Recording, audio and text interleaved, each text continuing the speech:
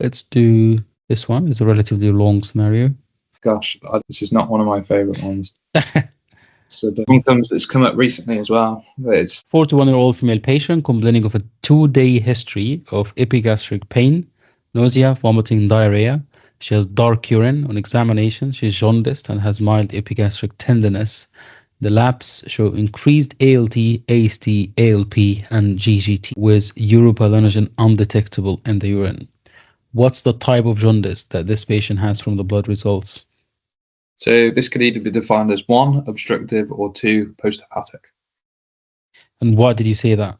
This is the fact that AST and ALP are increased, and the fact that the patient is jaundiced and urobilinogen is also undetectable, meaning that there is a obstruction somewhere in the tract, likely in the common bile duct. And in what form does bilirubin circulate in the plasma?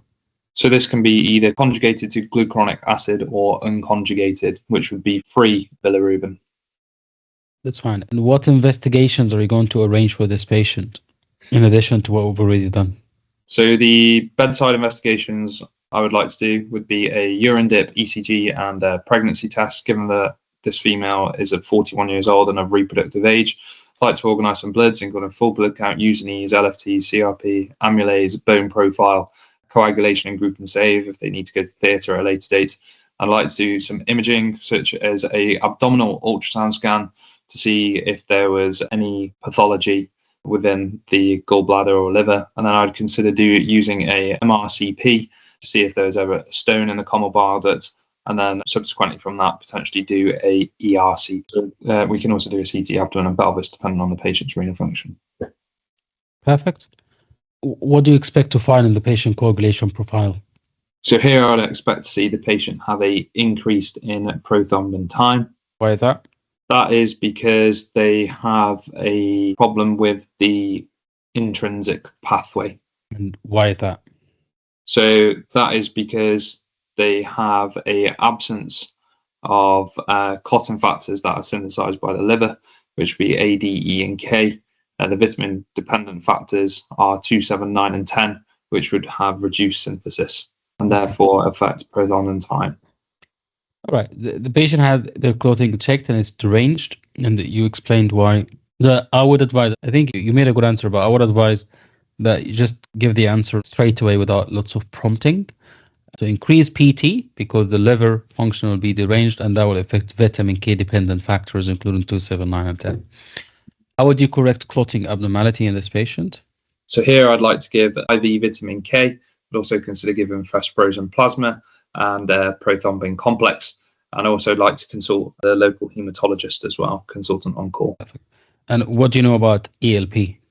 So ALP is a liver enzyme that is found in the bile caniculi, also found in bone. In multiple myeloma, for example, it's raised, and also is raised in pregnancy. It's a non-specific marker for liver pathology. What ultrasound findings that could confirm a diagnosis of obstructive jaundice? The ultrasound findings would show a stone located in the common bile duct, and also you can have some gallbladder thickening of the wall of the gallbladder. Anything else? No, sorry, not off the top of my head. But what you said doesn't really confirm obstructive jaundice. It just confirms the presence of gallstones. No, I'm uncertain. I think I've answered this question at the end. Yeah, of course. But the answer would be that with ultrasound, you're obviously looking for gallstones, thickening of the wall of the gallbladder, and the diameter of the common bile duct. All right. You will not necessarily be able to see it all the time with an ultrasound if there is lots of inflammation. But in a fair bit of patients, you'll be able to see the common bile duct diameter, and you would measure it. If it's more than 6 millimeter, so you're talking about a dilated common bile duct. Right. So the same applies to acute pancreatitis. And that would be another question that we'll ask on acute pancreatitis. But you have a patient coming to you with a typical picture of acute pancreatitis. What's the first imaging that you're going to offer to them? CT of the abdomen and pelvis. That's not usually the first one that you offer. In ours, we do ultrasound. Yeah. Why are you doing ultrasound? Because the most common cause of pancreatitis is gallstone pancreatitis, and therefore you want to know if there is an obstruction in the common bile ducts, and you can measure the diameter of the intrahepatic ducts and extra. So that's the correct answer. However, by ultrasound, you're looking at the gallbladder, the common bile duct, and the pancreas as well. whether there is any pancreatic edema or necrosis or anything like that. You can still look at it by ultrasound. Perfect. What would you do if the common bile duct is dilated and there is no evidence of gallbladder stones?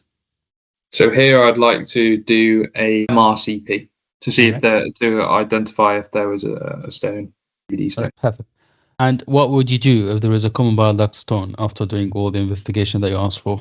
So here I would mark, sign and consent the patient for AEP. Why would you do an ERCP? For the retrieval of the stone. But what if the stone is... So, okay. So CBD stone, you would do an ERCP for retrieval of that stone. But what are you going to do about the gallbladder itself? So given the fact that the gallbladder is inflamed, I would leave the gallbladder in situ and then perform a cholecystectomy in an elective procedure setting once the inflammation had settled down. Perfect. All right, so retrieval of the stone or sphincterotomy as well. You can dilate the sphincter. What are the constituents of bile? So the constituents of bile are bile acids, water, bile salts, and bile pigment, and then there's some element of cholesterol. And what does bilirubin conjugate to? So it's conjugated to a glucuronic acid in the liver, and it's by a transferase enzyme, but I can't remember the enzyme off the top of my head. Glucuronyl transferase. In terms of bilirubin metabolism, can you tell me the steps of bilirubin metabolism or how is it metabolized? So number one, it's conjugated in the liver by glucuronyl transferase and then goes to the common bile duct and then subsequently into the small intestine, then enters the enterohepatic circulation.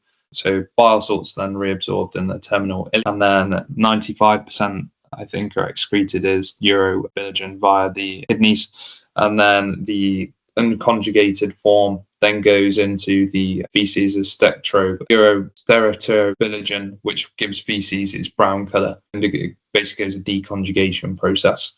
And 10% of that is then reabsorbed by the enterohepatic circulation, and then subsequently is reabsorbed. What's the function of bile? The function of bile is to cause the emulsification of fat, and it does this by increasing the surface area. And how that? Can you explain more about this, please? Yes, gosh. So number one is that bile salts cause aggregation. So this forms micelles. The structure of a micelle is that it has a hydrophilic outer layer and a hydrophobic inner layer. So the essential fatty acid tails point outwards and their heads are pointing inwards. And this prevents further aggregation and basically anionic attraction between the fatty acids and it aids digestion. So in this case, the urobilinogen was not detected in urine. Can I explain why? This is because it was reabsorbed into the enterohepatic circulation. It wasn't reabsorbed in the enterohepatic circulation, and this is because of the blockage of the common bile ducts by a stone. What are the complications of reduction in bile salts? So typically the patient will have steatorrhea, so floating stools, and that's secondary to fat malabsorption. What is urobilinogen and how is it formed? So urobilinogen is formed by the deconjugation process. It is essentially formed via the reabsorption via the enterohepatic circulation and then excreted via the kidneys in urine. What is enterohepatic circulation? You've mentioned multiple times. So this is the absorption of bile salts following conjugation. It typically happens by the reabsorption in the terminal and also returning back to the liver via the, I think it's inferior vena cava, I'm not too sure. But it's the process of reabsorption of bile salts from the terminal ileum and back to the liver through inferior vena cava, right? What are the advantages of enterohepatic circulation? So the advantages is that it's high reabsorption and low secretion rate. Correct. And what's the amount of bile secreted in 24 hours? So this is 1 litre or between 500 and 500 ml and 1000 ml in 24 hours. So we've mentioned pretty much all the investigation that I would like to offer for this patient. So I think this is a bit of a redundant question. What if the patient had fever, pain, and chills? What are you going to do? So here I would be worried that a stone has become infected, and this would be essentially ascending cholangitis. So typically caused by E. coli. Correct. So what are you going to do? So here I'd like to manage the patient according to CRISP protocol and want to take a full history and examination. I'd like to start the patient on IV antibiotics according to local TRISP protocol. My current practice, this is metronidazole, amoxicillin and vancomycin. I'd also like to manage the patient taking regular bloods and observations. I consider doing a BD stone exploration surgery. Are there any imaging that you would like to consider for this patient at this point of time? So in this point in time, I would consider doing a CT of the abdomen and pelvis. And why are you doing this? So here I'd want to delineate the tract. So it'd help me identify where the location of the stone was, and also if the infection has spread, if there was any other areas of inflammation, such as the pancreas or the kidneys. Is there any specific complication you're worried about in ascending cholangitis? Complications. Sepsis, that would be the one that I'd be worried about. Of course, sepsis could be one of the problems, but is there anything else? Sepsis, pancreatitis. So it's ascending for a reason. So it's going up, isn't it? Yeah. So biliary sepsis would be the one that I'd be worried about. Or, that's one. What if it starts to form some focus in the liver? What is that going to be called? Oh, acute hepatitis? Not necessarily. So you said it's bacterial in origin. So it can lead to an abscess, right? So liver abscess. That's why I would like to do, and this is a feedback that I should have mentioned in the last scenario, the diverticular disease. Whenever any general surgical or really any sort of subspecialty, if you ask him for a CT scan, you need to be specific. I would like to get a plain CT scan or a CT scan with contrast, with and without contrast. So in the scenario that we talked about, are you going to do CT with contrast or without contrast? No, I'd like to do it with contrast. Correct. So in this patient as well, that you wrote about liver abscess and pancreatitis and also ascending cholangitis, you would like to do a CT abdomen and pelvis with and without contrast to rule out ascending cholangitis and pancreatitis and liver abscess as well. And how treatment of ascending cholangitis you've mentioned, what are the causes of jaundice in general? So the causes of jaundice can be split into prehepatic is typically your hemolytic. So autoimmune hemolytic anemia, hereditary spherocytosis, sickle cell disease. Hepatic can be either conjugated or unconjugated. Unconjugated would be Gilbert's disease. Conjugated would be an example of viral hepatitis, alcoholic liver disease, metastatic disease. And then posthepatic can either be intraluminal or intraluminal is, I can't remember, or transmural is typically primary sclerosing cholangitis. So the intramural will be something like cholangiocarcinoma, right? These sort of tumor. Fine. I think overall good performance, really. I don't like this one. It's very it's understandable. It's a quite difficult scenario and also fits also the scope of practice. More challenging. I think the key points to revise again. So if I were you and I'm redoing this scenario or restudying it, the key point that I would go back to, I would start by the two things. One is the bilirubin metabolism, because this is all the questions are built on this metabolism. All right, most of the questions. Make sure that you get a clear-cut understanding of how does it happen and what are the variable pathologies that you can get from this circulation. So you start by the conjugation, the anterior hepatic circulation, and then the deconjugation. All right. So the conjugation, this happens in the liver, and you can be asked. You can just start making something like a mind map. For conjugation, you can also be asked about what's the enzyme that conjugate them. Yeah. What is it conjugated to, and what are the pathologies that can happen from this? So in this one, you can get hepatic source of a jaundice, right? And you can talk about the different syndromes that can affect exactly. I can't remember if there's one beginning with an M. I can't remember. There's a Gilbert and Dupin-Johnson syndrome, and I think there are two more actually. And then anterior hepatic circulation, and then you can understand for example, reabsorption of bile salts. All right, you can start asking what are bile salts? What are the constituents of bile? And this is going to be another question. And then conjugated bilirubin is not reabsorbed in the terminal ileum and then passes into the colon. And then later on, the deconjugation will happen in the terminal ileum. And how does it happen? By the colonic bacteria. And what are the outcomes? You have bilirubin into urobilinogen, which is colorless. And the urobilinogen will go into the urine. And the stercobilin will go into the rectum and colon, and then the characteristic brown color of the stool. So this is where it starts, right? And then you can ask yourself, constituents of bile, that's in this one. And how is it? What does it do? Emulsification of fat, and you can talk about the hydrophilic and hydrophobic, etc.